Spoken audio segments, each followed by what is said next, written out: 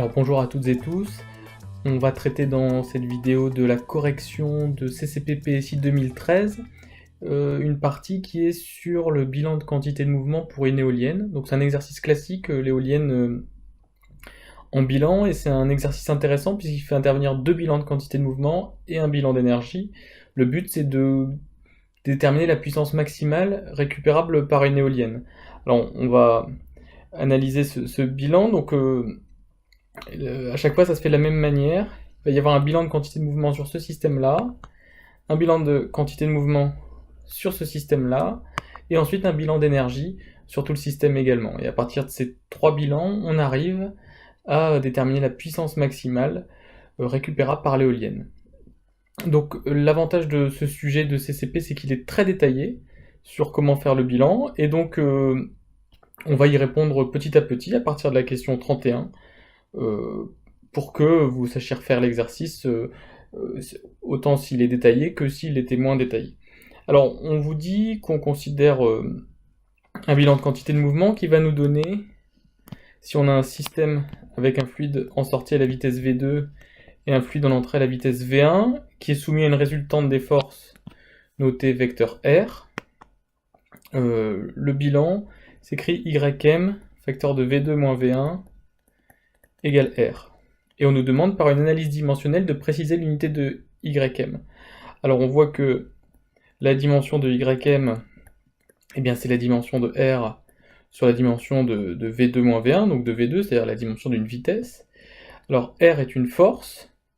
Une force, c'est une masse fois une accélération, donc c'est une masse fois une longueur par des secondes carrées, donc divisé par un temps au carré, sur une vitesse qui a pour dimension longueur temps moins 1. Et donc la dimension de Y, c'est donc M t-1. Donc son unité est le kilogramme par seconde. Et donc, à quoi il correspond? C'est le débit massique. C'est ça qu'on peut en déduire. Alors, là, dans cet exercice, on nous donnait donc l'expression directe du bilan de quantité de mouvement, et on nous demandait juste d'identifier à quoi correspondait YM. Alors, dans un cas plus général, on nous demanderait de redémontrer le bilan de quantité de mouvement, et comme c'est un exercice intéressant, on va le faire rapidement. Imaginons qu'on ait le bilan de quantité de mouvement à écrire, donc on va essayer d'exprimer la variation de quantité de mouvement d'un système fermé étoile, qui va être égale à la somme des forces extérieures qui s'exercent sur ce système. Donc ça c'est le bilan de quantité de mouvement sur un système fermé que je note sigma étoile, et qui est fermé, l'étoile, et pour insister sur le fait que le système est fermé. Alors cette somme des forces extérieures dans l'exercice, elle est notée grand R. Alors à quoi il ressemble ce système fermé? Eh bien, ce système fermé, il va coïncider à un instant t au volume du contrôle, qui lui est un système ouvert. Hein. Donc notre système sigma étoile à un instant t est ici. Et puis on va le représenter à un instant juste après. Comme on suit un système fermé, eh bien on le suit dans son mouvement. Et voici donc le système sigma étoile à l'instant t plus dt. Et pour calculer la variation de quantité de mouvement, on dit que dp étoile, par définition, c'est p étoile du système à l'instant t plus dt, moins p étoile du système à l'instant t. Alors, décomposant p étoile à l'instant t, donc c'est le système bleu, ça c'est la quantité de mouvement du système bleu, et bien ce système bleu il se décompose en deux parties. Ici, la partie que je colorie en jaune est commune au système en t et en t plus dt. Donc je vais l'appeler P de la partie commune à l'instant t, qui correspond à la composante coloriée en jaune. Mais à l'instant t, il y a une autre... le système sigma étoile est composé aussi de cette partie ici qu'on appelle l'entrée. Et donc il va avoir une petite quantité de mouvement delta PE. De la même manière, la quantité de mouvement du système à l'instant t plus dt, ça va être la quantité de mouvement de la partie commune à l'instant t plus dt, puisque la partie commune est aussi dans le système à l'instant t plus dt, mais à l'instant t plus dt, on a cette fois-ci ce qui se rajoute à la partie commune, la sortie. Donc il va y avoir plus la petite quantité de mouvement du système de sortie. On se place en régime permanent, de telle sorte que les quantités de mouvement de la partie commune à l'instant t plus dt sont égales, et donc on va pouvoir dire que dp étoile, en soustrayant p étoile de t plus dt à p étoile de t, ça va être la petite quantité de mouvement en sortie moins la petite quantité de mouvement en entrée. Alors ça, c'est l'hypothèse que les quantités de mouvement des parties communes sont égales en régime permanent en t et en t plus dt. Alors, on peut exprimer ça comme étant la petite masse en sortie fois la vitesse de sortie qui est v2 ici, et la quantité de mouvement en entrée, c'est la petite masse en entrée fois la vitesse v1. Donc delta me étant la petite masse qui se situe en entrée, delta ms la petite masse qui se situe en sortie. Or, en régime permanent, on a conservation du débit massique, et donc delta ms est égal à delta me, ce que je note dans la suite delta m. On en déduit donc que dp étoile égale delta m facteur de v2 moins v1, et maintenant si on divise par dt, on fait apparaître delta m sur dt qui est ni plus ni moins que le débit massique dmv2 moins v1. Donc ça c'est le résultat important du bilan de quantité de mouvement, et comme on avait vu que si on se place dans un référentiel galiléen, le bilan de quantité de mouvement donne que dp étoile sur dt est égal à la somme des forces extérieures, qui est ici nommée résultante R, et donc par égalité de ces deux termes, on retrouve le bilan de quantité de mouvement proposé dans l'énoncé, et qu'on a redémontré ici, et qu'il faut savoir redémontrer. Alors revenons à l'exercice. Donc, on a admis ici tout à l'heure le résultat du bilan de quantité de mouvement en identifiant ym au débit massique, et on va l'appliquer à une éolienne. Donc ici éolienne représentée, on considère un tube de courant en amont de surface SA, en aval de surface SB. On considère aussi deux surfaces sigma et sigma 2 à proximité de l'éolienne, et on nous dit que sigma 1 et sigma 2 seront supposées égales à S. On suppose que les pressions sur des sections sigma 1 et sigma 2 sont uniformes et sont notées P1 et P2. On nous donne un certain nombre de relations, et puis en fait l'exercice s'attache donc à calculer la puissance récupérable par les pales de l'éolienne, et va vraiment détailler toutes les relations qu'on doit écrire. Alors déjà on nous demande deux relations reliant des surfaces et des vitesses. Donc surface-vitesse, ça nous fait penser à des débits, et ici on a l'hypothèse d'un écoulement incompressible. Et comme on a un écoulement incompressible, eh bien on peut affirmer la conservation du débit volumique. C'est-à-dire que chaque section traversée par l'écoulement est traversée par un débit volumique constant. Alors, eh bien ici on a la surface S, ici on a la surface SA, et ici on a la surface SB, et donc ici on va avoir le même débit volumique à travers ces trois sections. Donc on peut écrire que l'intégrale, donc le débit volumique c'est l'intégrale de VDS sur la section SA, est égale à l'intégrale sur la section SB de VDS, qui est égale à l'intégrale sur la section S de V scalaire ds. Alors à chaque fois, ds est orienté perpendiculairement à la section, et donc il est collinaire au vecteur vitesse, de telle sorte que on peut enlever les vecteurs par collinarité de ces deux vecteurs et qui ont le même sens. Et en plus, ici sur la surface A, la vitesse est nommée... alors on va vérifier quel est son nom. Elle est notée VA. Sur la surface B, ici sur cette surface, la vitesse est notée VB. Et sur la surface S, la vitesse est notée V. Alors, de plus, toutes ces grandeurs sont homogènes sur les sections d'intégration. Donc on peut les sortir. Et donc on en déduit que VA intégrale de ds sur la section SA est égal à VB intégrale de ds sur la section SB est égal à V intégrale de ds sur la section S, et ça c'est ni plus ni moins que SA, ça c'est SB, et ça c'est S. Donc voilà ce que nous donne la conservation du débit volumique en régime incompressible. Ensuite, on nous demande une deuxième relation entre P1, P2, P0, ρ, VA, VB et V. Alors regardons bien dans l'énoncé à quoi correspondent P0, c'est la pression atmosphérique. P1 et P2, ce sont les pressions sur les surfaces sigma 1 et sigma 2. Et la pression atmosphérique, ici, on la retrouve ici et ici. Donc renotons. Donc ici, on a P0, ici, on a P0 également. Ici, on a P1 et ici, on a P2. Alors on voit, on nous demande des pressions en fonction d'autres pressions, d'autres vitesses, de masse volumique. Ça nous fait penser au théorème de Bernoulli. Alors le théorème de Bernoulli, on l'écrit entre deux points reliés par une ligne de courant. Bah, prenons un point A ici et un point B ici. Appliquons le théorème de Bernoulli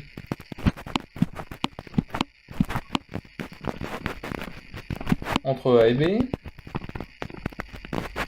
Alors les hypothèses pour le théorème de Bernoulli, il faut qu'on ait un écoulement parfait, c'est une hypothèse de l'énoncé. Stationnaire, on est en régime stationnaire. Et ρ est supposée constante, on est en régime incompressible homogène. Donc on peut appliquer le théorème de Bernoulli, toujours appeler ces hypothèses quand vous appliquez le théorème de Bernoulli. Et donc on a la pression en A qui vaut P0, plus ρ VA carré sur 2, plus mu G ZA, c'est donc l'altitude du point A, est égal à la pression en B, mais qui est P1, plus ρ, la vitesse en B, c'est V carré, c'est V, donc V carré sur 2, plus mu G ZB. Or, A et B sont à la même altitude, donc ce terme-là et ce terme-là se simplifient. Donc on nous demande l'expression de P1, et bien P1 c'est égal à P0 plus ρ sur 2, facteur de VA carré moins V carré. Voilà l'expression attendue. Alors on nous demande la même chose avec P2, donc là on va le faire un petit peu plus vite. On va de même appliquer un théorème de Bernoulli entre C et D. Alors, on peut aller plus vite dans la rédaction, vu qu'on a fait la première proprement. On a P2 plus ρ V carré sur 2, puisque là on est au point C, égale P0 plus ρ au point D, la vitesse vaut VB, donc VB carré sur 2, et donc on en déduit que P2 égale P0 plus ρ sur 2, facteur de V carré moins VB carré. Et on entoure également ce résultat.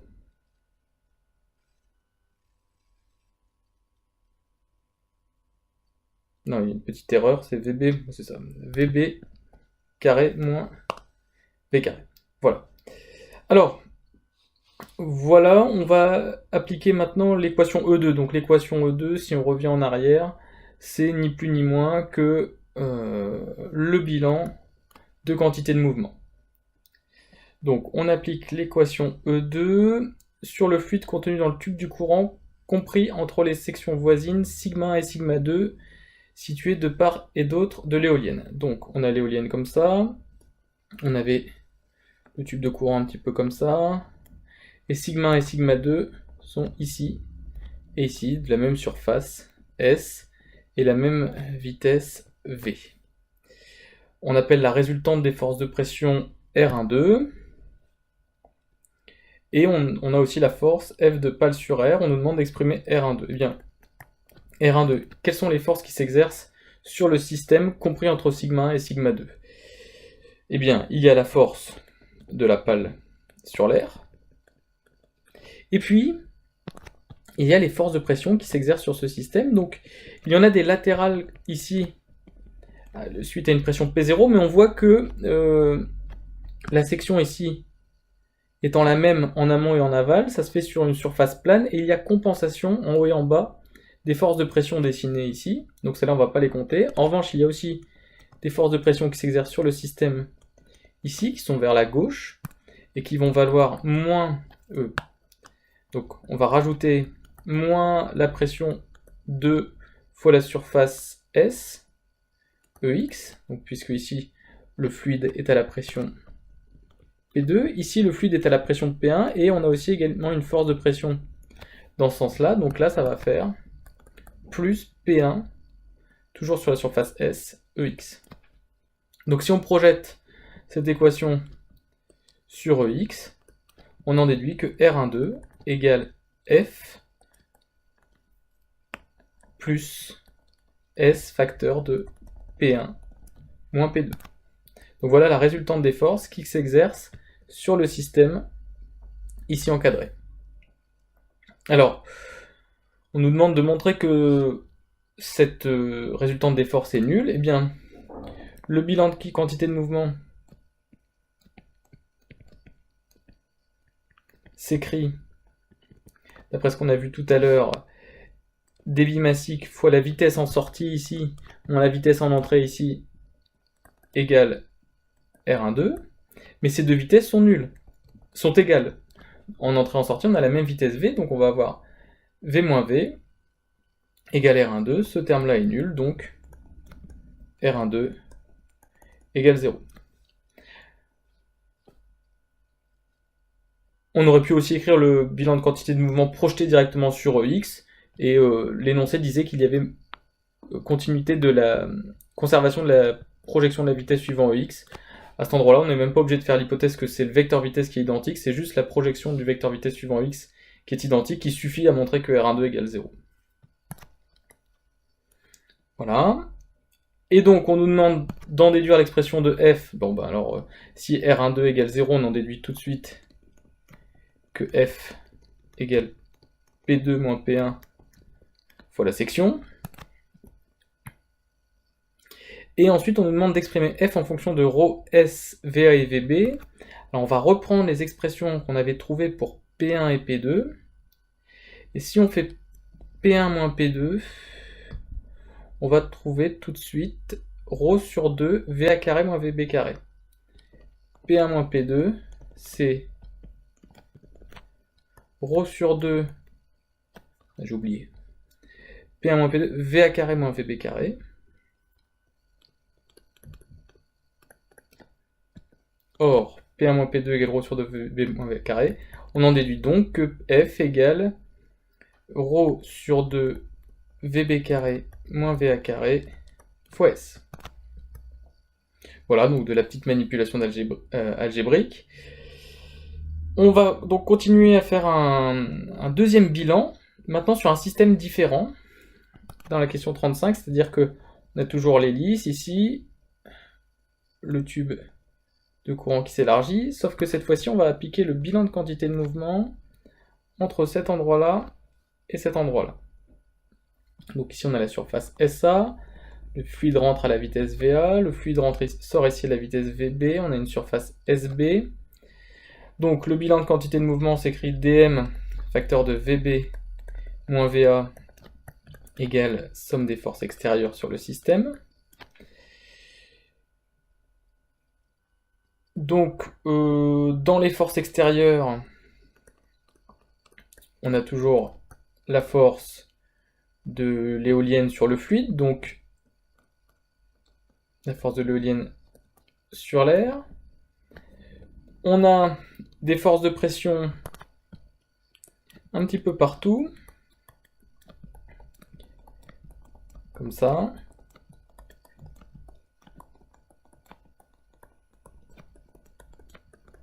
Qui sont toutes des forces de pression dues à la même pression uniforme P0. Et donc on s'aperçoit ici qu'on a la force résultante de pression dans un champ de pression uniforme et sur une surface fermée, et ça c'est un résultat qu'il faut connaître, c'est-à-dire que la résultante des forces de pression sur une surface fermée dans un champ de pression uniforme, eh bien, elle est nulle.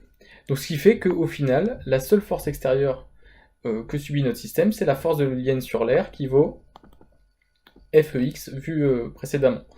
Donc, on peut écrire que dm facteur de VB moins VA égale F en projetant le bilan de quantité de mouvement sur X. Et dm, c'est aussi ρ, S, V. On peut l'estimer à cet endroit-là. Et donc on a ρ SV facteur de VB moins VA qui est égale à la force F. Donc ici, dm a été estimé sur la surface S à cet endroit-ci, mais comme on est en régime permanent, il y a conservation du débit massique, donc on peut l'estimer sur n'importe quelle section transverse de l'écoulement. Donc voilà l'estimation de F. Donc ce bilan de quantité de mouvement nous donne une estimation de F, et le bilan de quantité de mouvement précédent n'avait donné une deuxième. Donc si on égalise cette relation-là ici à cette deuxième relation, hop, on va avoir par simplification, on va écrire donc ρ SV facteur de VB moins VA, F égale à ça, est égal aussi à ρ sur 2 facteur de VB carré moins VA carré fois S. Alors, on a plein de simplifications qui s'opèrent. ρ se simplifie, S se simplifie. VB moins VA, donc on a ici V facteur de VB moins VA égale 1 demi de VB carré moins VA carré, mais qui est aussi VB moins VA facteur de VB plus VA. Donc là ça se simplifie, et il reste V égale VA plus VB sur 2. Donc la vitesse à proximité de l'éolienne, c'est la moyenne de la vitesse en sortie et de la vitesse en entrée. Donc voilà, on a fait un petit peu maintenant le tour de ce que pouvait nous donner le bilan de quantité de mouvement sur deux systèmes différents. Donc dans les deux, ça nous a permis d'exprimer la force de deux manières différentes, et ainsi de relier, d'égaliser les forces trouvées dans les deux cas, de trouver l'expression de la vitesse près de l'éolienne. On va maintenant appliquer l'équation E1. Alors l'équation E1, c'était le bilan d'énergie sous forme de premier principe industriel. Donc c'était débit massique fois la variation d'enthalpie plus la variation d'énergie cinétique massique plus la variation d'énergie potentielle massique est égale à la puissance utile plus la puissance thermique. Donc ça c'était l'équation E1, c'est le premier principe pour les systèmes ouverts, donc qui est un résultat de cours et qui avait été démontré un peu plus haut dans l'exercice. On nous dit, déjà on va simplifier un petit peu cette expression, pourquoi peut-on dire que PTH égale 0 ? Eh bien, on a l'hypothèse d'un fluide parfait. Un fluide parfait, il est toujours en évolution adiabatique, puisqu'on néglige toute viscosité. Donc, on a une évolution adiabatique du fluide, considérée comme parfait. Donc, cette puissance thermique peut être annulée. Alors, de la même manière, delta H, qui est donc H en sortie moins H en entrée du système, est nul. Eh bien, on sait que pour un gaz considéré comme parfait, l'enthalpie ne dépend que de la température, donc l'enthalpie massique ne dépend que de la température, et donc HB moins HA est égal à CP massique fois TB moins TA, et on suppose ici que l'évolution du gaz est isotherme, hein, vu que en fait, il ne va pas y avoir de viscosité, il ne va pas y avoir d'échauffement, et donc la température du système ne va pas s'élever, et en plus, voilà, l'air est considéré comme un thermostat, donc la température en B sera la même que la température en A, car on va avoir ici, donc l'argument c'est une évolution isotherme. Donc ce qui permet finalement au premier principe industriel de se simplifier, c'est ce qu'on va voir un petit peu dans la suite. Donc le premier principe industriel devient ΔM, facteur de 0, plus, alors la variation d'énergie cinétique massique, eh bien ça va être ρ, la différence d'énergie cinétique massique en sortie et en entrée. Donc l'énergie cinétique massique c'est V carré sur 2, en sortie c'est VB carré, et en entrée c'est VA carré sur 2. Il n'y a pas de différence d'énergie potentielle, donc on rappelle notre système, hein, le système il est ainsi, hop, comme ça,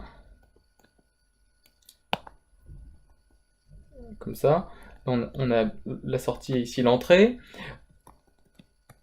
L'altitude moyenne est la même en entrée et en sortie, ce qui fait qu'il n'y a pas de variation d'énergie potentielle massique.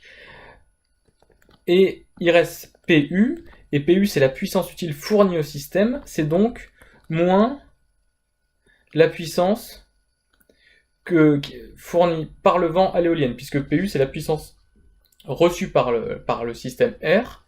Donc ici, comme on demande la puissance fournie par le système R à l'éolienne, on met un moins. Et donc on a que P éolienne est égal à dm sur 2 facteur de VA carré moins VB carré. Puisqu'en effet, c'est la seule puissance que reçoit le système de la part de l'extérieur.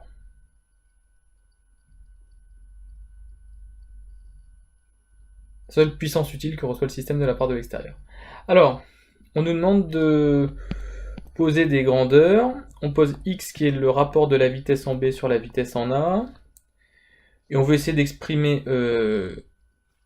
P et éole en fonction de x. Voilà, on va regarder. Alors le débit massique doit disparaître. Donc, d'ailleurs, il devait peut-être disparaître déjà dans l'expression précédente. J'ai mal lu.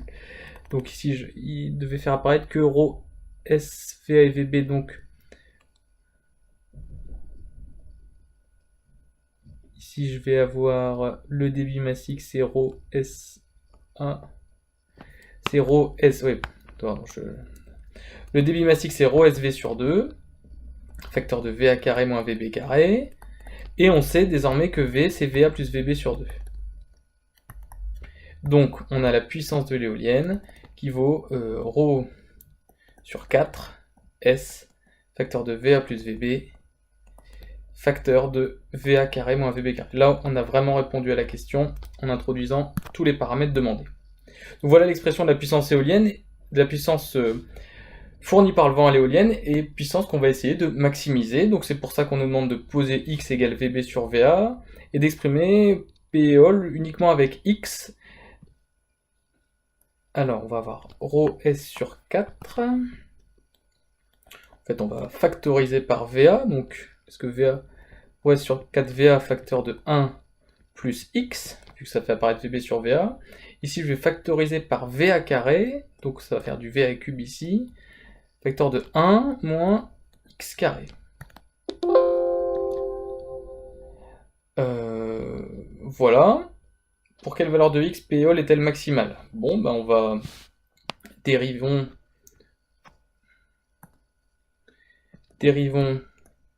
P éole par rapport à x. Ça fait ρ S sur 4 VA cube, facteur de U', donc 1, V, facteur de 1 moins x carré, moins U, plus U, V',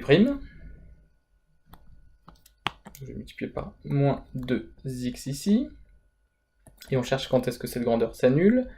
Eh bien on va voir que 1 moins x carré moins 2 facteur de 1 plus x fois x égale 0, mais 1 moins x carré c'est aussi 1 moins x fois 1 plus x. On peut factoriser par 1 plus x, il reste 1 plus x facteur de 1 moins x, moins 2x, qui est égal à 0. Bon, a priori, on va avoir 1 plus x facteur de 1 moins 3x qui vaut 0. Alors, a priori, x est positif, hein, puisque les deux vitesses VB et VA sont positives, donc 1 plus x est différent de 0, donc ça implique que 1 moins 3x égale 0 et que x est égal à 1 tiers. C'est donc la puissance en sortie de l'éolienne sera maximale si finalement la vitesse en sortie du tube est égale à 1 tiers de la vitesse en entrée. C'est-à-dire que si la vitesse ici est 3 fois plus grande que la vitesse ici, c'est dans ce cas-là qu'on récupérera le maximum de puissance en sortie de l'éolienne. Donc là, x vaudra 1 tiers, et donc on peut exprimer à ce moment-là la puissance de l'éolienne, qui va être ρ S sur 4 VA cube, facteur de 1 plus 1 tiers, ça fait 4 tiers, et fois 1 moins 1 neuvième, donc fois 8 neuvièmes. Alors les 4 se simplifient, et donc on va voir que P éole égale ρ S VA cube fois 8 sur 27. Voici la puissance maximale récupérable par l'éolienne, qu'on appelle aussi la limite de Betz, et qui est un résultat très classique.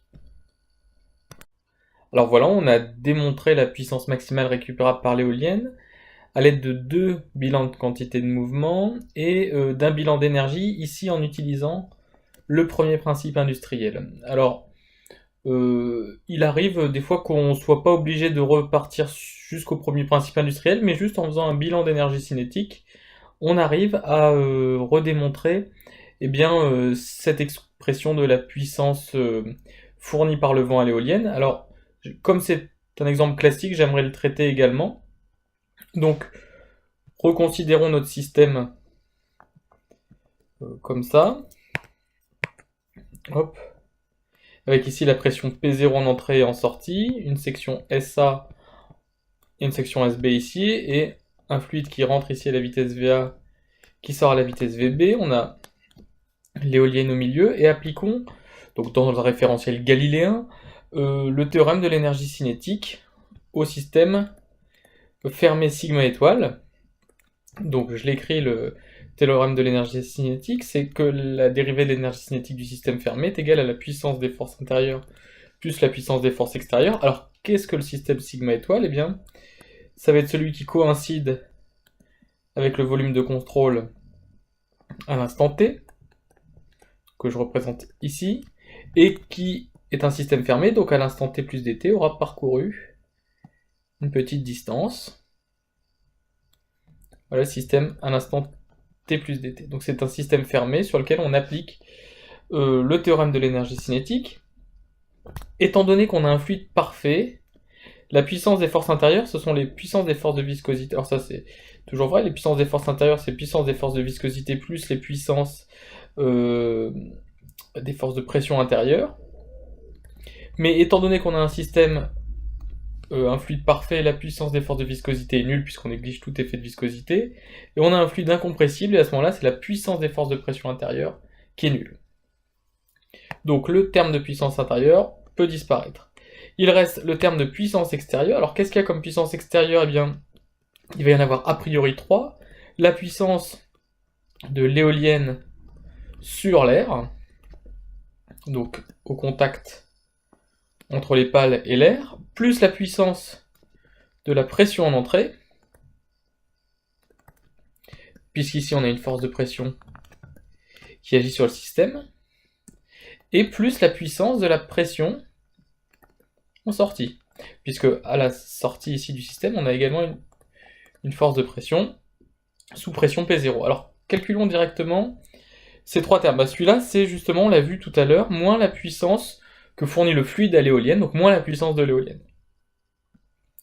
La puissance de pression en entrée, eh bien c'est la force de pression en entrée qui vaut P0 SA portée par EX, scalaire la vitesse en entrée qui vaut VA portée par EX, donc le produit scalaire va donner P0 SA VA, et la pression de sortie, c'est la force scalaire la vitesse de sortie. La vitesse de sortie, c'est VBEX, et la force de sortie, c'est moins, force de pression en sortie, moins P0 SBEX, donc le produit scalaire va donner moins P0 SBVB. Donc, voici pour les puissances extérieures, et finalement on se rend compte que ça va faire moins la puissance de l'éolienne plus P0, facteur de SAVA moins SBVB, mais on reconnaît ici en fait l'expression du débit volumique en A, ici l'expression du débit volumique en B, et comme on a un écoulement incompressible, ils sont égaux, de telle sorte que tout ce terme ici s'annule, et qu'il ne reste ici plus que moins P éolienne. Alors exprimons maintenant la dérivée de C étoile, avec DEC étoile qui vaut donc EC étoile du système à l'instant t plus dt, donc je pourrais le mettre dans la couleur du système à l'instant t plus dt, moins l'énergie cinétique du système fermé à l'instant t.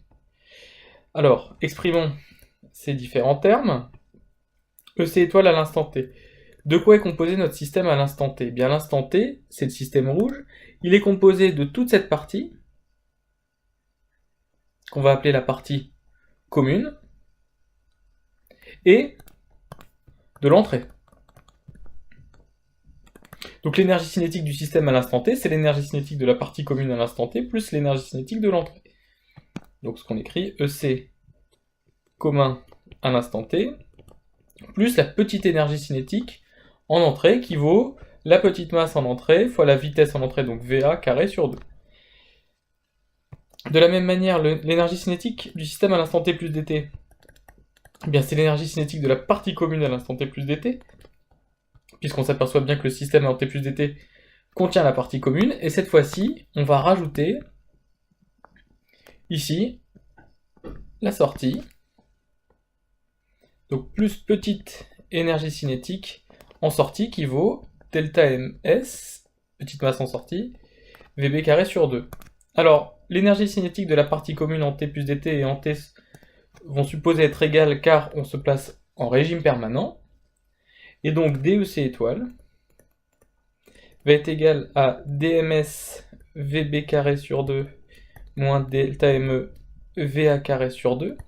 Mais comme on est en régime permanent, on va avoir conservation du débit massif, donc la petite masse qui est rentrée est égale à la petite masse qui est sortie pendant la même durée, et elle est égale à ce qu'on va appeler delta M, qu'on va pouvoir factoriser, et il va rester delta M sur 2, facteur de VB carré moins VA carré, et donc quand on va écrire DEC étoile sur dt, va apparaître delta M sur dt, qui est le débit massique.